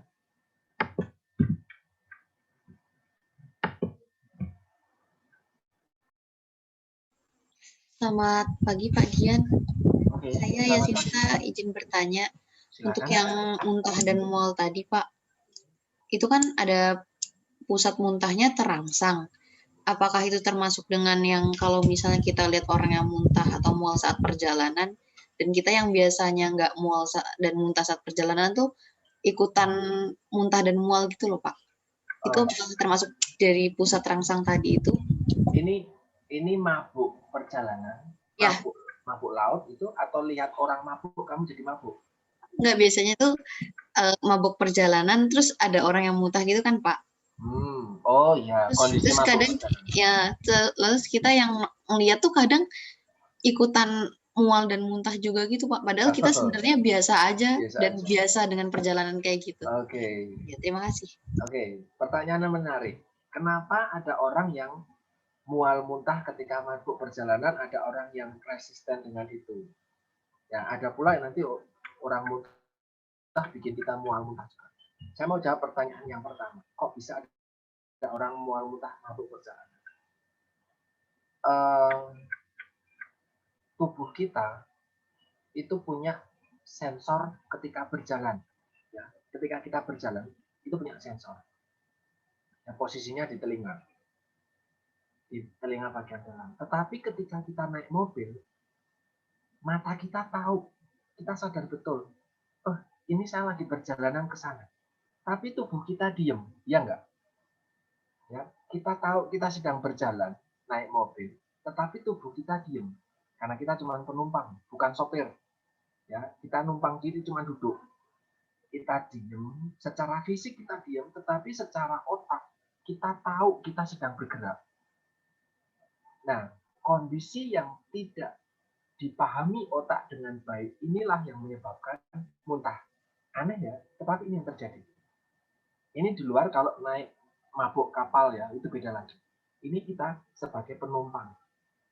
Itu sebabnya jarang sopir muntah. Karena pertama sudah terbiasa. Yang kedua, ada aktivitas yang dia lakukan. Tangannya bergerak, mata ke kanan ke kiri, lihat depan, kakinya mungkin juga bergerak juga. Jadi tubuhnya bergerak. Tetapi buat penumpang yang cuma duduk diem kadang baca buku ya, dia pandangannya cuma ke buku, mungkin scroll Twitter dan yang lain, berarti pandangannya cuma ke HP, itu bakal mual, bakal muntah. Karena apa? Tidak ada kegiatan banyak, tetapi otak tahu ini saya sedang perjalanan kemana. Nah ini yang menyebabkan mual muntah. Ada mabuk perjalanan secara umum itu di luar sakit ya, di luar sakit. Nah maka kadang ada orang-orang yang diharapkan bisa tidur selama perjalanan. Kadang kalau naik kereta biar nggak muntah, jalan-jalan di sepanjang gerbong kereta itu jalan. Kalau naik bis ya mungkin kalau bisa jalan gitu ya. Kalau lagi suruh turun istirahat, kamu turun ambil jalan, itu akan membantu. Atau jangan membaca, lihat ke jendela, aktif melakukan sesuatu, itu akan mengalihkan otak bahwa saya sedang perjalanan, fisik saya juga sedang bergerak. Itu menyebabkan muntah. Nah, di luar faktor sakit, di luar faktor yang lain. Yang kedua, pertanyaanmu yang kedua. Kenapa kita melihat, saya sambil share screen yang tadi. Kenapa kita bisa mual muntah ketika ketemu orang yang mual muntah, yang muntah juga? Apa yang terjadi di dalam ini? Apa yang terjadi di dalam tubuh kita? Nah, yang terjadi adalah ya, bagian di dalam kepala kita, otak kita sebagai pusat muntah ya. Ini yang di pusat muntah ini. Ya. Di pusat muntah ini tadi itu terangsang lewat mata. Lewat mata ada hal yang menjijikkan. Lewat aroma hidung ada sesuatu yang asing, menjijikkan bagi kita. Terus dari telinga ada suara orang muntah, menjijikkan. Maka tujuan otak adalah mengeluarkan itu. Nah, maka dari itu sebenarnya kan perlu dibiasakan. Kayak semacam teman-teman di keperawatan, mereka sudah terbiasa dengan hal seperti ini sehingga tidak mual muntah ketika menangani kondisi tertentu. Saya harap teman-teman juga sama nanti ketika bertemu dengan pasien di fasilitas kesehatan. Nah, melihat itu tadi, jadi kombinasi dari aroma, mata melihat, telinga mendengar dia lagi muntah, itu menyebabkan pusat muntah di dalam otak kita, kemoreseptor trigger zone-nya itu juga teraktivasi, ikut-ikutan muntah. Nah, aktivasi dari mual muntah tadi, dari pusat muntah tadi adalah glotis yang harusnya dia di sini menutup, dia membuka menutup, akhirnya makanan juga jadi ikut keluar. Itu tadi. Jadi banyak hal yang menyebabkan mual muntah, kondisi mual muntah di luar penyakit ya, yang disebabkan karena rangsangan dari luar. Misalnya yang kedua adalah sebelum mual muntah, kalau saya pribadi ketika kena paparan matahari terus-menerus dalam waktu yang singkat, kena cahaya yang gede gitu, saya langsung bersin. Bersin. Sebentar ya. Nah, itu yang jadi bersin. Jadi ini sama seperti anak saya juga. Saya kalau menjemur bayi saya di sinar matahari jam 8 pagi itu, dia langsung bersin karena ketemu sinar matahari dalam ekspos banyak gitu, langsung sas gitu kena matahari. Dia langsung bersin. Tapi bersinnya bukan satu. Nah, mekanisme bersin, batuk, pilek, mual, muntah, diare, rasa nggak nyaman di perut, itu semuanya sebenarnya faktornya banyak. Tidak hanya karena ada sesuatu yang kita telan itu harus kita buang atau terhirup itu enggak. Kita mendengar suara mercon yang keras banget dan itu sering misalnya, itu juga bisa menyebabkan bersin. Meskipun sebenarnya itu hubungannya apa telinga saya, tapi itu bisa. Kalau saya sama anak saya cahaya matahari khususnya atau lampu yang sangat terang, itu pasti bersin. Walaupun cuma 1 kali 2 kali itu bersin. Nah itu tadi adalah salah satu bentuk rangsangan itu tadi yang diterima oleh pusat di dalam otak kita. Nah ini kaitannya kalau sama makanan, misalnya makanan-makanan yang aneh menurut kita. Misalnya kemarin saya kasih contoh, kamu main ke Indonesia bagian timur, ada yang ngasih ulat sagu, ulat kok dimakan. Main ke NTT, ada yang namanya cacing laut itu dimakan mentah, itu cacing laut. Ketika ada perayaan tertentu, itu cacing laut itu dimakan mentah, warnanya hijau, warna biru itu di laut itu dimakan mentah. Nah, orang di luar budaya itu menganggap itu bukan makanan, hingga ketika makan atau ditawari itu langsung muntah. Padahal nggak lihat, padahal nggak mencium, padahal tidak mendengar, cuman lihat itu bisa muntah. Itu respon dari tubuh, gitu. Belum lagi kalau misalnya orang di luar Jawa tahu tidak ya, kalau di Jawa itu darah ayam habis disembelih, ayam dipegangin disembelih, di bawahnya lehernya ayam itu ada piring atau mangkok buat nampung darah ayam. Darah ayamnya dibiarin sampai agak mengental, terus nanti diiris, dikasih bumbu, digoreng. Itulah namanya, kalau di Purworejo itu namanya adalah didih, dadih, atau saren. Nah, itu darah ayam. Tidak dicuci, hanya digoreng dan dikasih bumbu. Itu buat orang memualkan. Kalau di Bali, kalau saya tidak salah, ada yang namanya lawar. Kadang dicampur juga dengan darah. Ada lawar tertentu yang dicampur dengan darah. Di mana lagi ya? Di beberapa tempat lain ada makanan-makanan yang mungkin kita itu tidak terbiasa itu, ketika kita tahu dan kita dengar, misalnya ini kan saya nggak ngasih contoh, tapi kan saya memberikan ceritanya. Kalian dengar, itu juga bisa mual muntah. Karena respon pusat muntah di dalam otak tadi itu terangsang lewat respon yang kita terima, pendengaran, penciuman, penglihatan, atau mungkin tekstur, gitu. Itu bisa menjawab ya tadi ya Sinta. Bisa menjawab kah? Bisa Pak, terima kasih banyak. Oke, ada lagi yang mau bertanya? Kita silakan.